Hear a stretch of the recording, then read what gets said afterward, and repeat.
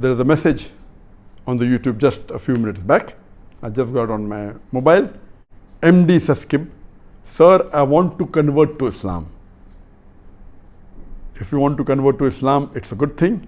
Alhamdulillah, it is the best thing you can do in your life. You're most welcome. To convert to Islam is very easy. There are mainly two basic requirements for anyone to accept Islam. Number one, to believe and bear witness that there is only one Almighty God, Allah subhanahu wa ta'ala, who has got no partners, He has got no associates, and you should worship Him alone and no one else. You should not do idol worship, etc. Number two is believe that Prophet Muhammad, peace be upon him, is the last and final messenger of Almighty God. If these two things you accept, then you can enter the fold of Islam, and then you keep on practicing Islam, following the 5 pillars as we discussed.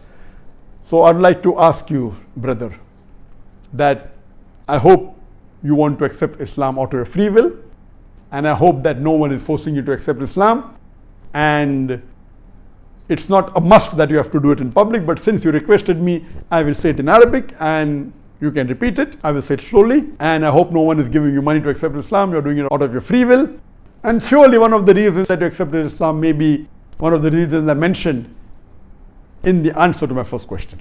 I'll say it in Arabic, brother, and you can repeat it. Ashhadu Allah ilaha illallah wa ashhadu anna Muhammadan abduhu wa rasuluhu. If you have repeated this, mashallah, you are a Muslim, and may Allah accept, and may Allah forgive all your past sins, may He convert it into good deeds, and may Allah grant you Jannat al-Firdaus.